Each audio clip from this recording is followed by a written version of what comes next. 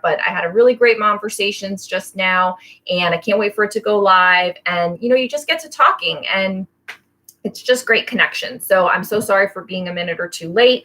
I appreciate everybody who is going to show up today. It looks like we've got 2 people here. Someone already put such a mysterious headline. LOL, can't wait to hear the story. So I will jump in. Basically, I have been fantasizing, I will say, fantasizing, drooling, daydreaming about the idea of what it would be like to take a month off of reselling. And I say a month off of reselling with some caveats, of course, but I read a book called Clockwork Business or something. I posted it on Instagram a while back. So it's there, the exact title and everything. But the idea is that you create a business that runs like clockwork and doesn't actually require you to be there in order for it to run or in order for it to thrive, really. And so for me, that's so appealing. It's so appealing, not because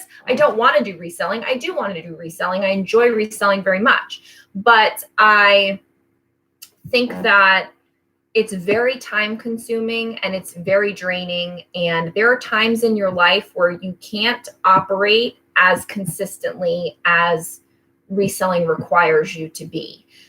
I find it very often that with my reselling business, at least the way it is right now, one wrong move and I'm completely messed up for weeks on end. If I don't have a good sourcing day or a couple, I'm messed up with workflow for listings for myself and my photographer for weeks. And then that messes up my virtual assistant that helps me. It messes me up and it just snowballs. And so there's no real way, at least that I've gotten to the business thus far, to have a consistent clockwork business that can run like clockwork with or without me. It's just still not to that point yet. I thought 3 years in, I would have this business, and I'm constantly working on systems and processes and ways to do things that will make a business work like clockwork. And then once you get that down, you can figure out ways to delegate and automate so that you could pull yourself out and potentially be out of your business for a month, a week, 2 weeks, 6 months, whatever. So like I said, I read this book called The Clockwork Business, or I have to look up what it's called. The Clockwork, because I don't want to tell you the wrong information. I know I posted it. Oh, I don't want to take up a lot of time doing this. Gosh darn it. I thought I read it recently, but I'm going down and down now. Maybe I didn't post it. I don't know. I'll have to look it up. I'll put it in the comments or something. But it's The Clockwork something. And it's basically the idea. I'm just scrolling down and down and down now. Okay, forget it. Sorry. Basically daydreaming about taking a month off of reselling and seeing if that's the test period in this book that the guy advises you to do. So if he's saying, if you could take a month off, you could take more time than that off. I don't want to take more time than that off. I don't even know that I want to take a month off, but I think it's a good talking point. Like, what would be involved in taking a month off of reselling? And what would that do for you? Would it give you clarity to work on another project, time to work on another project? Would it give you the ability to really enjoy the holidays? Would it give you the opportunity to take a month of travel? Would it give you what could you do with a month off of reselling? And can your business survive that month? And I mean, being open. I don't even mean shutting it down for a month. Any of us could shut down our business for a month and we'd have to deal with the repercussions after that. But let me just pull up some of the notes that I had. I started brainstorming what kinds of things I would need to think about or put in place in order to take a month off of reselling. And I also think you would need to retool what your expectations of your business would be for that month. So let's say I think it would be nice to take a summer month off. Let's say that I want to plan next year to take July off. July has tended to be one of my worst months in the last couple of years. So if I wanted to take the entire month of July off, what would I need to do starting in January to prepare for taking July off? And I'm not saying that I'm going to commit to doing this, but I'm really thinking about it. And that's why I put it in the title. I don't mean to be like clickbaity or anything, but I'm really thinking about it. I'm not going to fully say that it's definitely going to happen, but I'm starting to really commit to thinking about what would need to be put in place in order for me to have the business run, but have me not actually do anything at all in July, or a minimal amount, or, whatever. So I would love it if you have any questions about this topic, if you've done this before, if you have ideas, if you have things that I think I should be thinking about, go ahead and put them here. Hi, Marcia. Hi, Recycled Threads. I really think that it's a conversation that we all could have, because whether it's a summer month when it's slow or December when it's a holiday month, we need to have the ability to make the business as flexible as it should be. Like, yes, it's still a business, but is it a business or is it a job? And it's okay if it's just a job, but I wanted a business. So what I feel like I have is a job. What I wanted was a business. And so I need to really consciously figure out how to make the business run without me. And I have people that help me, but I'm still a very integral part of everything. And so is it, can you make less money without doing anything for that month? And then could that be a business model going forward? Like, what if you hired a manager, you hired somebody to do your shipping, you have your virtual assistant, you have your photographer, basically all the boxes are checked. The business is able to work without you being there.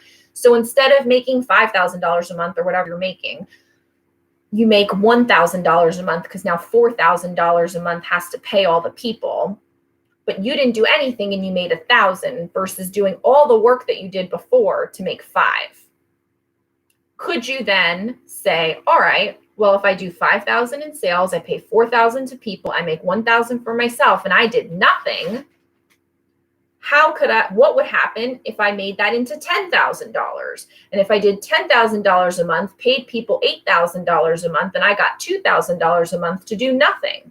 So, it opens up all of these other conversations that you can have if you just think about how to create a business that takes you out for a week or takes you out for a month. What could happen from there in your business? And so I'm thinking about this. I'm toying with this. I want this to be a theme for myself. I'm stuck over here for a little bit. And I wanted to bring it up with all of you because I thought you would all have good ideas. Maybe this is something that you should be thinking about. You could be thinking about, you have thought about. And so I just thought it was a good topic. So it looks like, good morning. I think about that often, especially if I were to get sick. Maybe you don't want to take off. Maybe you have to take off. How could the business run without me for a few days? And that's a few days, a week, a month, whatever. So I think it all starts with sourcing. And I feel like sourcing is the most important part, but it's the most inconsistent part for most of us. For me, like I said, if I have a bad day of sourcing or if I can't get the source, that throws a monkey wrench in everything and snowballs from out. So I think the first step in figuring out how a business could run without you for any period of time, whether it's if you get sick, if you go on vacation, a week or a month, is how can sourcing still happen without you? Do you hire sourcers to go to the bins for you? Do you hire someone to go to the Goodwill retail for you? Do you hire someone virtually that looks for deals online for you? I've thought about that a lot more recently. I'm like, could I actually hire somebody? I know that Amazon people do that, I think, people that they do online arbitrage and stuff like that. And they hire people to find deals and send them the deals. And then they just decide to go buy it. So, you could have somebody make lowball offers all day long to other Poshmark people and see what they can buy for you on Poshmark within certain parameters. So, I mean, there's a number of ways that one could go about automating your sourcing, whether it's having a person do it locally for you, having a person doing it online for you, having stuff shipped to you on a regular basis, like liquidation, or resale lots that you find, like on a auction site of some kind. So, or there's bulk sourcing in advance of a temporary short-term thing. So I've thought about, for me, I don't have all of these other things in place. I don't know if that would work for me, but what I could do is bulk source and say, okay, I'm going to source double the amount, only list half of it, and have that death pile here for the month that I'm going to be off. To me, that seems like for a short-term temporary solution, that would probably be the easiest thing to implement, would be for me to double source. So let's go with that. Let's go that I'm going to, over the course of January to June, double source so that I would have, and I wouldn't need to really double source for that for 6 months. Maybe if I said, let's say I want to have 5 listings go up every day for the month that I'm off. 5 listings, that's 150 items for the month, which is less than what I normally do. But let's just say, so that way it keeps everything going. It's just not going to, make it grow even more. Sorry, words. So 150 items, that would be 5 for a day. So if I'm going to plan for this to happen in July, I'm just going to make all these notes so I don't forget. So if I plan for this to happen in July, let's say in July 2020, I'm going to take the entire month off. So from January to June, or condensed version or whatever, but let's say I prepare the entire 6 months of the year. From January to June, I just have to get an extra 150 items and shove them in a closet somewhere so that those would be ready for listings for July. That doesn't actually sound too hard. That could probably happen. So I think that that's totally doable. So then the next thing is they would need to be photographed and prepped and packed. So that could also be done ahead of time. So in between now and July, or June and July, or whenever I was going to start this process, I would just need to photograph an extra those 150 items. So I could give them to my photographer, or I could do that, but that could be done in advance as well. And then you would end up with items sourced, items packed up and put away, and photography done and complete. And now you have this folder of items that are ready to be listed. So that could all happen. So that's done. So now the items need to get listed. Now it depends, right? Because you've got eBay, you've got Poshmark, you've got Mercari, you've got different ways that drafts work. Things can be scheduled in certain places, things can't be. So let's say what I do is eBay, Poshmark, and Mercari. So we know that you could create as many drafts in eBay. So all 150 could be drafted in eBay, let's say. Actually, can you have 150? I don't know. But let's say you could have 150 drafts in eBay. I could schedule those out and pay 10 cents for those to get scheduled out over the course of the month. So that's one way to do it. And that wouldn't require a person. That would just be on you. Because again, I recognize not everybody has a helper like I do. So you could schedule out eBay. But for Poshmark, you couldn't. So that would not work. Or Mercari, as far as I know. Maybe that will come out in the future. Maybe between now and when I want to take my month off, it will happen. But so then you would require, and I do have a virtual assistant, so it would be okay for me to continue to have that. So I would just need the VA to list 5 per day and cross-post accordingly, just like normal. Now, if I have a VA doing this while I'm gone, I need to make sure that I make arrangements for that person to be paid, because usually I pay every 2 weeks on a Saturday. So I would need to make sure that payment is either happening in advance and I trust this person, or that they know that that week that month they're not going to get paid until the end of the month, or that somehow that payment happened automatically, or I bite the bullet and say that's something I'm going to do, pay this person while I'm off, But really the goal is to not touch your business for a month. So if I'm paying them, then I'm thinking about it. So that's not really working. So payment of VA, I'm going to put a question mark for now for that time. Now, if you've got listings going up, that's good. That means all your stores are open, listings are going up. Now for eBay, that's fine. But for Poshmark Poshmark, you need sharing to happen. So I do have virtual assistants that share for me, so I could still have them share on their regular basis. If you're a person that does it all yourself, you would need to have someone share your items. You can't go for an entire month without your items being shared and expect to make sales and have your business run while you're not thinking about your business. So if you're a person that doesn't have a virtual assistant, that would be something that you would need to put in place well in advance of your time being off, so that that person would be ready to pick up the slack for you. And you would need to have some trust with that person. I am getting ready to go on a cruise in a week, and I trust, and I'm shutting everything down for that week because I don't have these systems in place yet. And that's another reason why I'm like, I wish I could have my business operating for the week while I'm gone. That's kind of part of the reason. This and the fact that I read that Clockwork book is what started this whole thing. Yes, drafts ready. Yes. So I think that I would trust my virtual assistants to not manage everything, but I would trust that my accounts were open with them for this week. It's going to be that way. I'm not shutting down the accounts. The accounts are there. I'm just shutting down the stores so that no sales happen, but they're still I'm not going to change the passwords. They're still going to have access to my accounts. So there's that. If it was a month,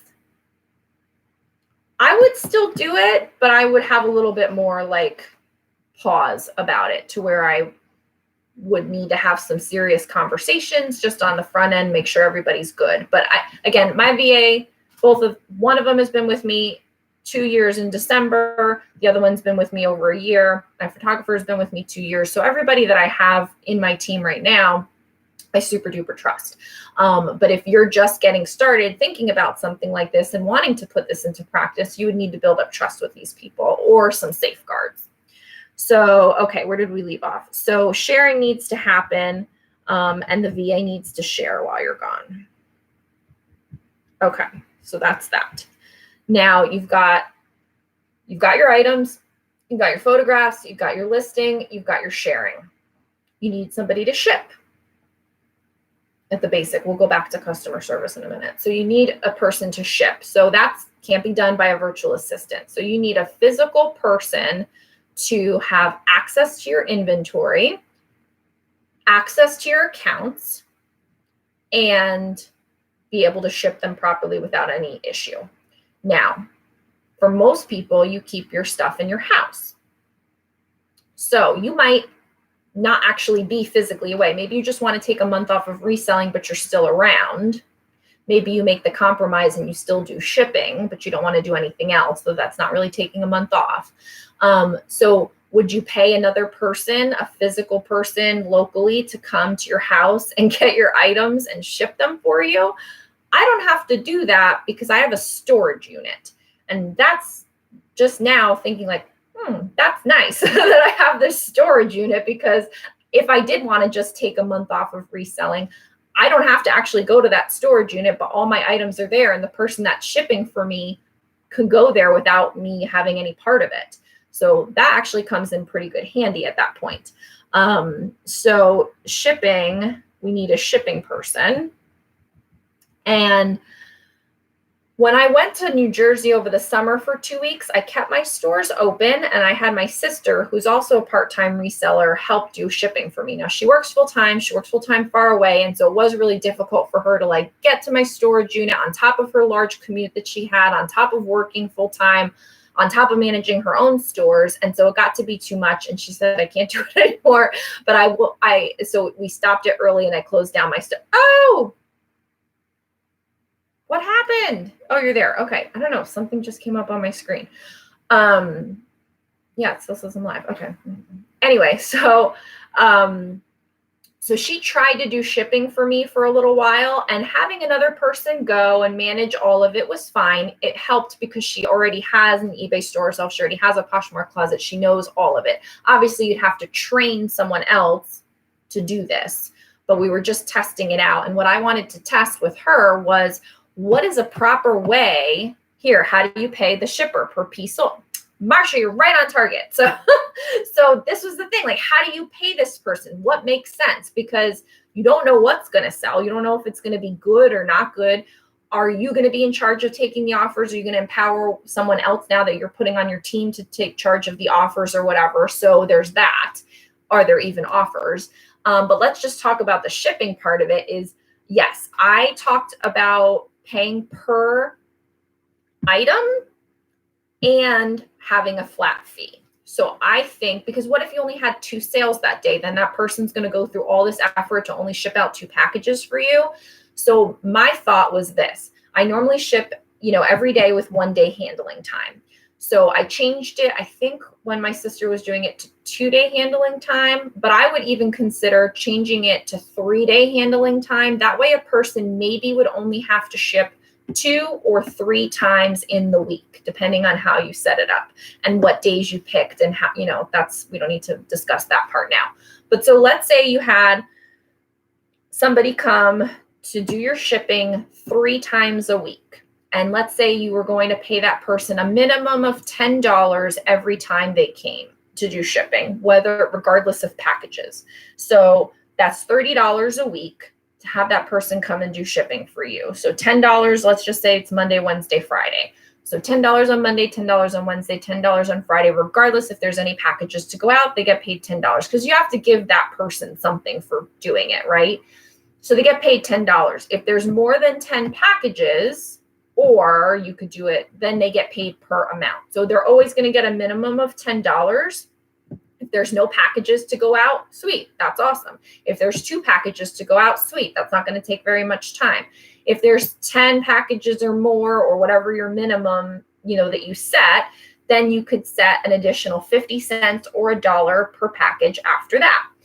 I think if you're already going to give them $10 and you do 50 cents, I think that's a little bit low. I think I would be comfortable with doing $1 per package. I don't have that many crazy sales. Like, if I ever had 20 in a day, that would be a lot. And most of the time it's between 10 and 15. And so if you're selling 10 or 15, you have to look at what makes sense for you, of course, but I could afford an extra $1 for the fact that I wasn't doing anything and I was taking the month off and I'm not doing anything. I'm okay with making less profit per item. So figure you pay the person $30 for the week to come in and ship 3 times, and then you pay them $1 per item. Let's say you have an average of $10 or 10 items a day that they're shipping. So, it could be anywhere from $30 to $60 to $90 in that month. But again, you'd have to make that make sense for your store. For me, I think $1 per package would be fine.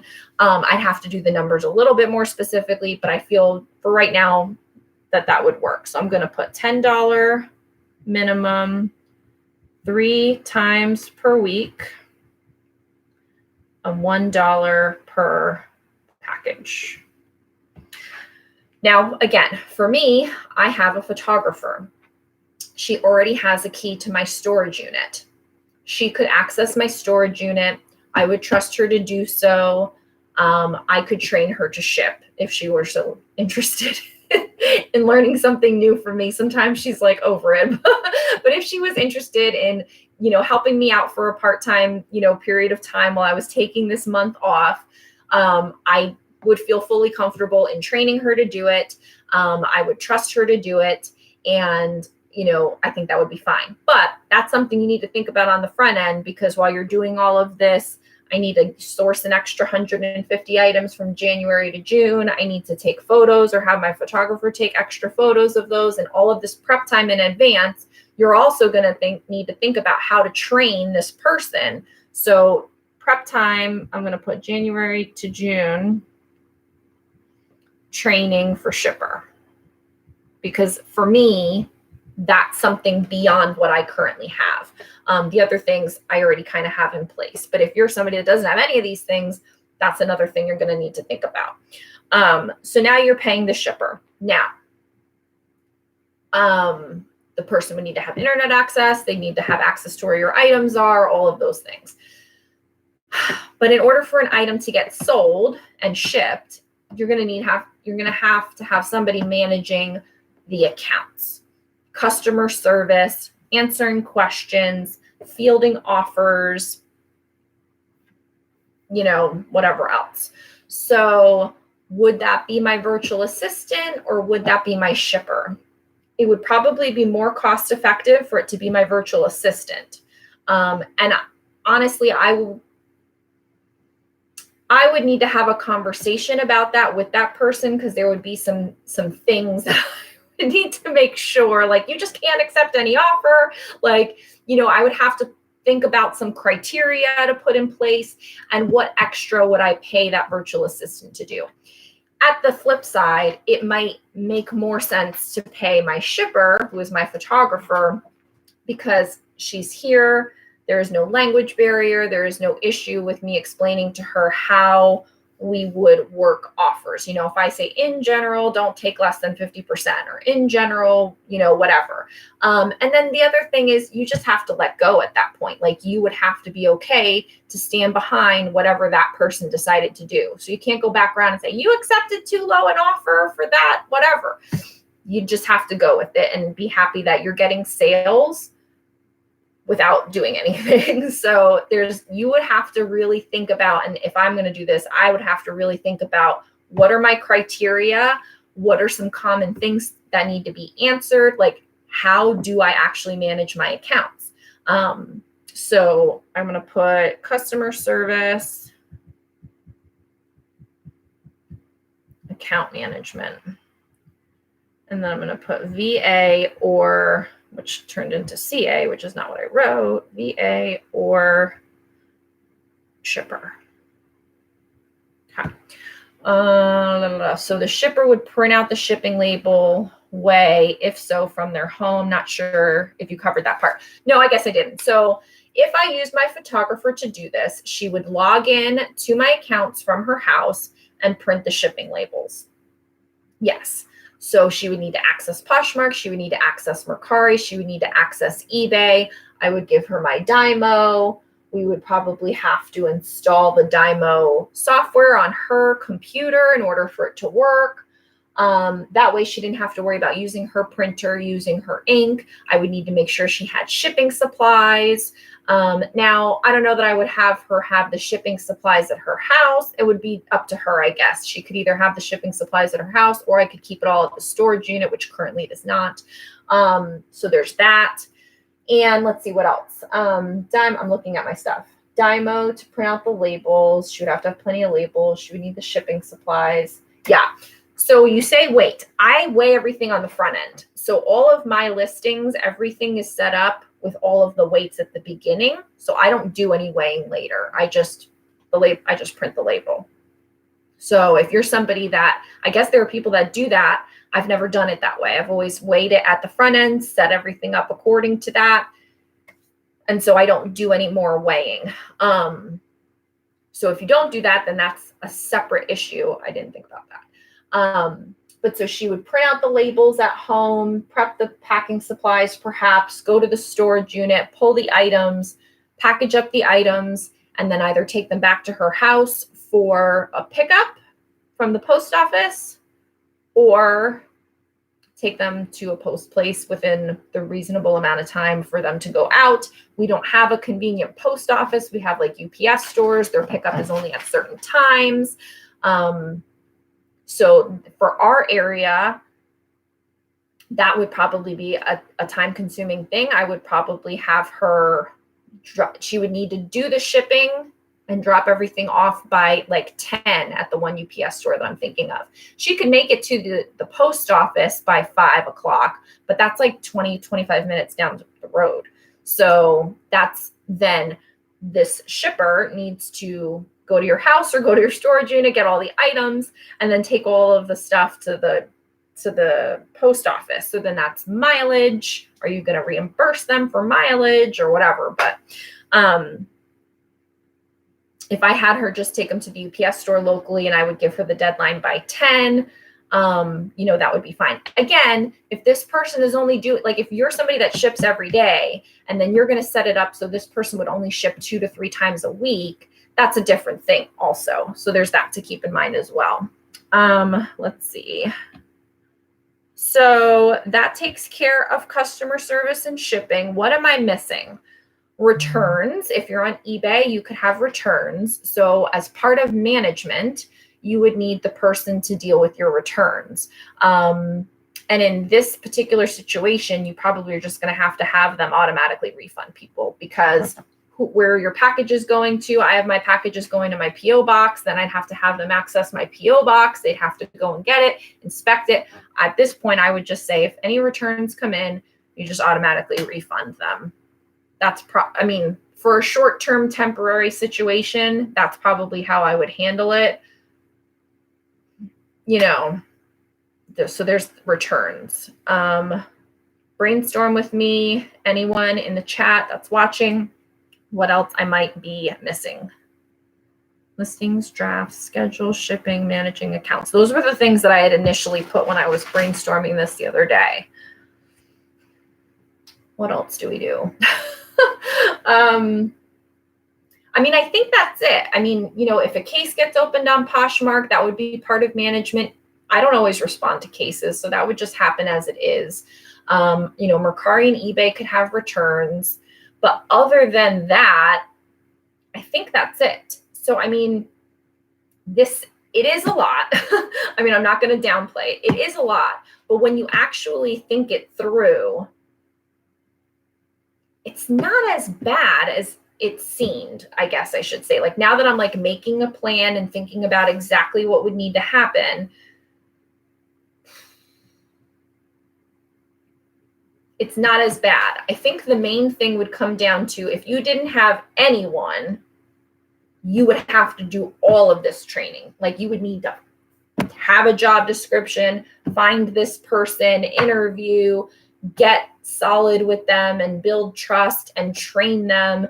And then on top of it, you would need to have them in an on-call situation. So, if you were planning that July was going to be when you were gone, you might need to start working on this in January and then maybe train them for 2 months, whatever made you feel comfortable, whatever was manageable to be ready for that period. Because you'd probably, and what the book said, this clockwork book that I can't find my stupid post about, it said to do trial runs for shorter periods of time. And it was this whole plan of action in the book of how to lead up to this period of taking a month off, which was the aha, holy grail thing. And on the front end of it, it's take the afternoon off, start moving tasks to people, start cutting away tasks that you don't need at all, take the afternoon off, recap what happened during the afternoon, take a full day off, recap what happened, and having these series of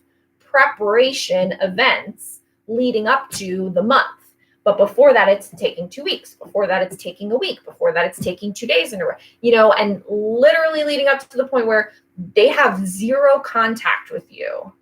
And again, for us, for our purpose, it's not, a multi-person office, thing. You could set up any number of extenuating circumstances. But I just think on the cruise, I'm going to not be checking my phone on the cruise. My husband will probably throw me off the side of the boat if he sees me checking my phone on this cruise.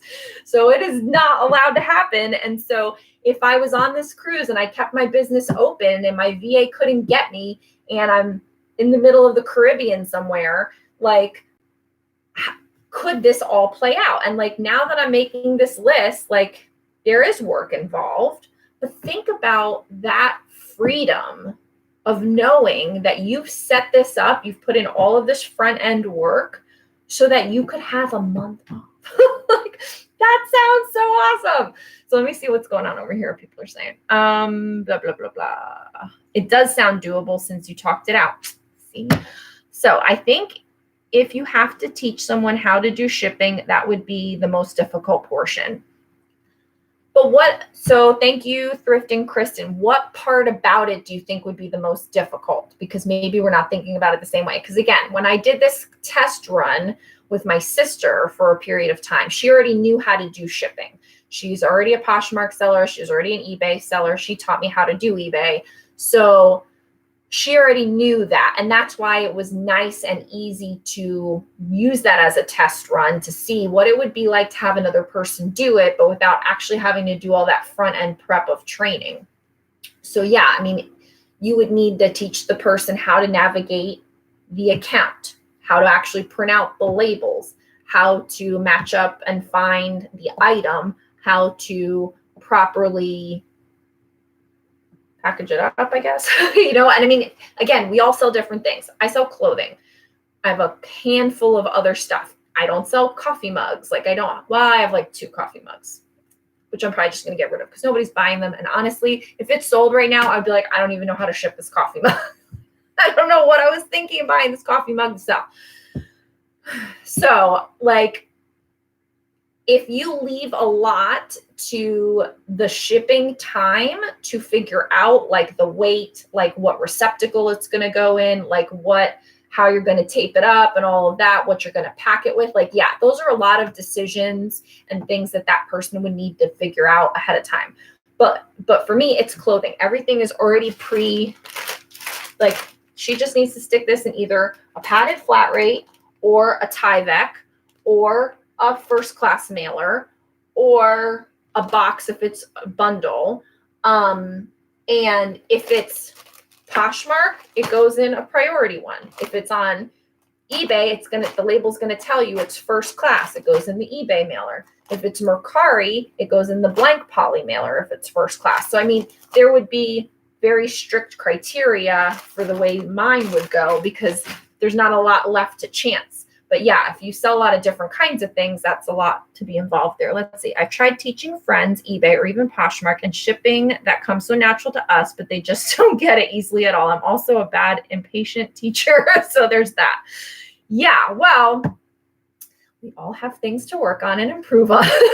But yeah, I mean, if you're self-aware, like Gary Vee says, you need to be self-aware. So if you're self-aware that you're a bad, impatient teacher, then, I think the biggest thing would be to write it down and not do so much verbal. I'm a big make manuals, make systems, I write everything down. Everything has a form, write everything down.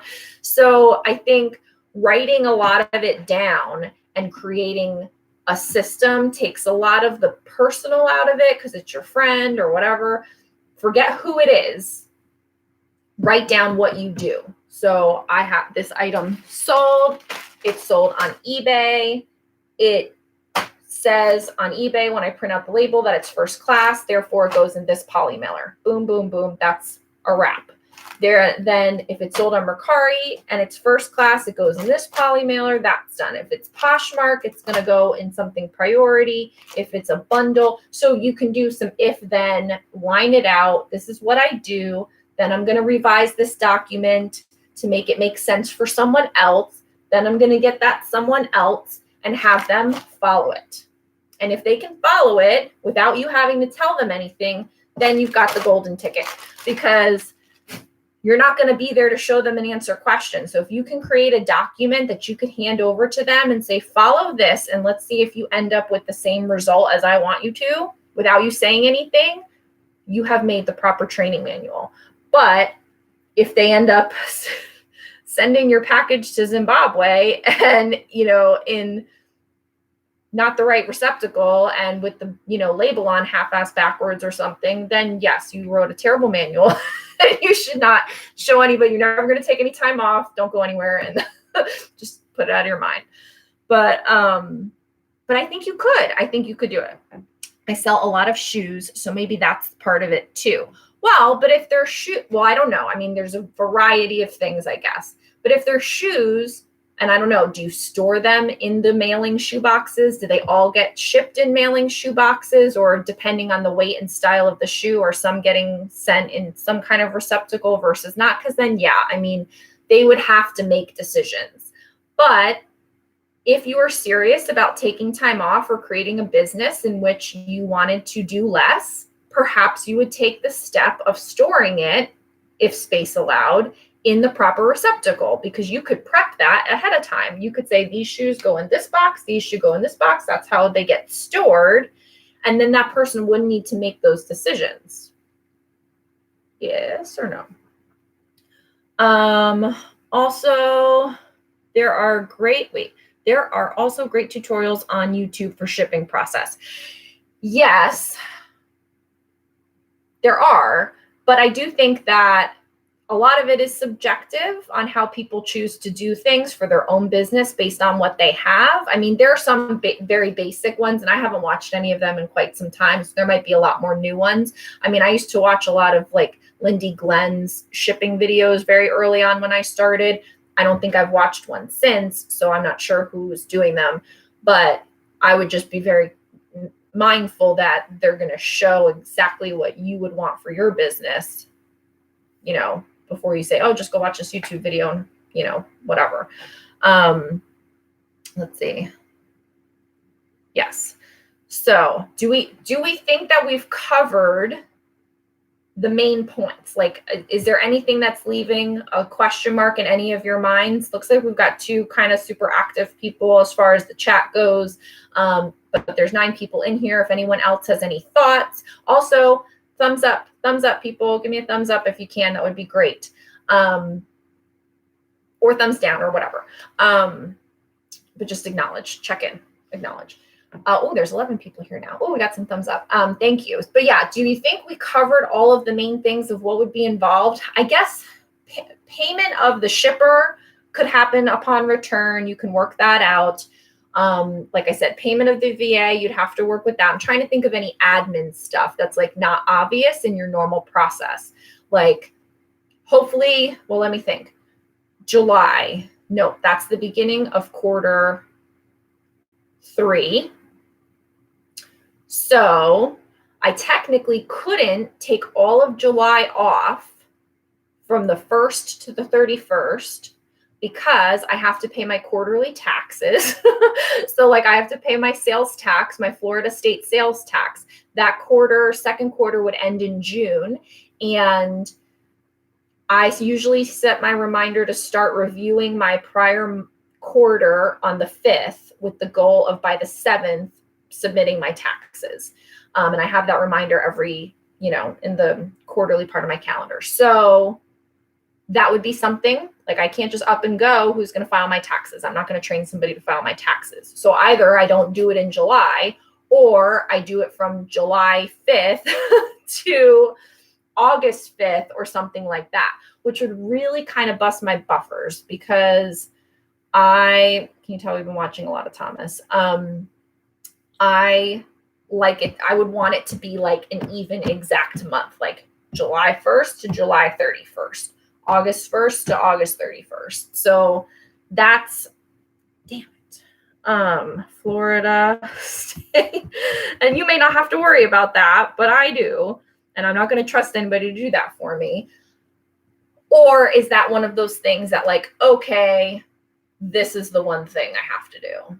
But it's like, if I have to do one thing, I'm going to do other things. I'm going to look at the numbers. I'm going to be thinking about the numbers. So there's that. Anything else? True, good point. I think that was from before. Does anybody else think of anything that has to go into this that's an admin thing? I mean, you want to do your monthly financials, but that could wait till you got back.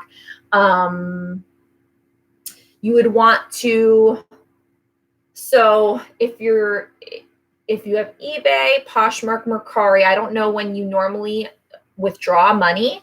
I've been doing it weekly on a Saturday, just whatever is that week. My accounts only let me do so many transactions, so I may actually change that and do it like every 2 weeks. But I try to do it every week on a Saturday is when I do my financials.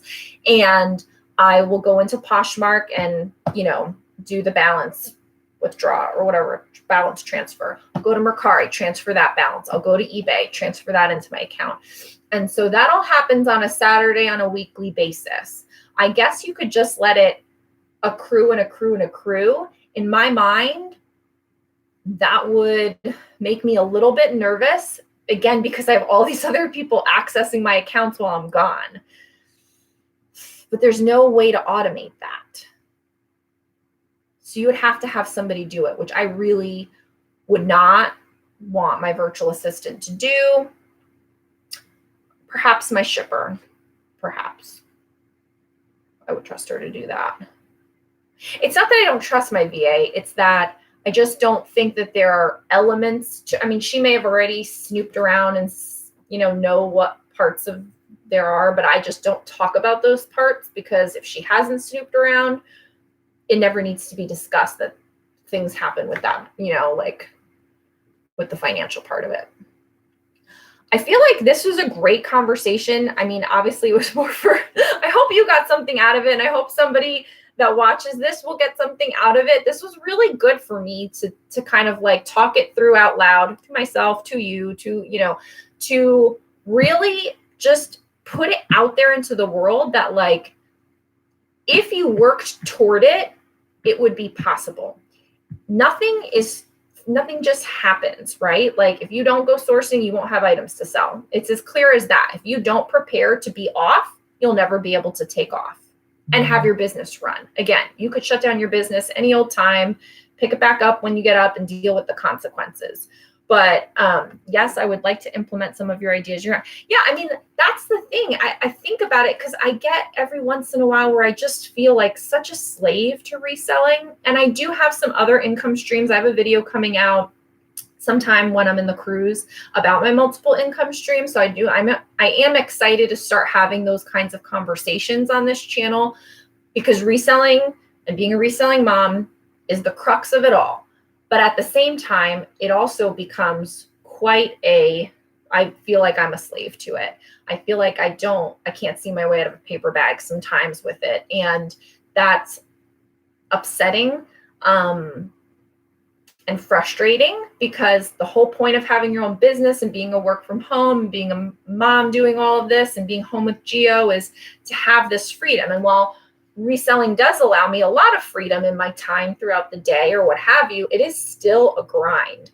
And there are a lot of things that you can do from home as a reselling mom that could be more lucrative and has more time freedom and is not location specific or inventory specific. And there's a lot of things, and I'm dabbling in all of them. It just so happens that I found reselling first, and I was more quickly able to build up reselling before these other things. And so they are like side hustles to a side hustle, whereas reselling is everything. And so if I can change the dynamic of that, or automate reselling more to where you can take off periods of time, then you're talking, like, then that's something. So especially as Gio gets older, there's like, what if he's like on a traveling sports team and we're just like going all over the place, like, I don't know. At this rate, I will say he's not so sports inclined. I mean, he just ate it the other day on a walk for the dog, and like his whole face got all scraped up and stuff. So I don't know what kind of athletic bones he has, but we'll see. But maybe he'll, be on a traveling debate team or something. Because Lord knows, if you've seen him on any of the videos or any of the Instagram, he can talk his way out of a paper bag. So, well, I think I'm going to start wrapping it up here. Thanks, Marcia. I think I'm going to wrap it up here. I feel like it was a good conversation. I feel like we thought through some things together. We had some great points being brought up in the chat. Thank you. And I would love to see, for those that are going to watch this on the replay, leave some comments, because maybe we bring this up periodically as I start to work through this. Maybe I solidify this a little bit more with, I'm going to try to take 2 days at a time off. I'm going to try to take a week off. Whatever that is, so that, and I've already taken a few days. Like, I've gone on a short vacation, come back to all the sales and dealt with them. I mean, that's happened. So that's not too scary for me. But I can talk about that process for those that maybe haven't. So maybe this is going to be like every so often we kind of revisit this again. So leave comments with questions, ideas, thoughts we didn't cover here, so that it can be brought up in the next one. Like this video, subscribe for more Reseller Mom content to get more done, make more money, and stay sane while raising kids and reselling online. And I will see you, no, what day is today? I will not see you next week. I will not see you next week because I will be on the cruise. So I will not see you next week, but there will be a video here. I'm working my butt off recording a million videos so that there will be one going every time I'm normally on. So thank you so much. I mean, I'm still around for almost a week. Just next Monday, I won't be here for the live, but again, there will be a video for you. I don't know what one. The schedule's changed a million times, but I should have the same normal 5 videos. So come back, check back, and we will catch you then. I guess it's the 28th of October I will be back, though that will be the day after the cruise. So we'll see how that goes. But otherwise, we will see you in a week or 2. Okay. Bye, everyone. Have a great day. Happy Monday. Thank you. See ya.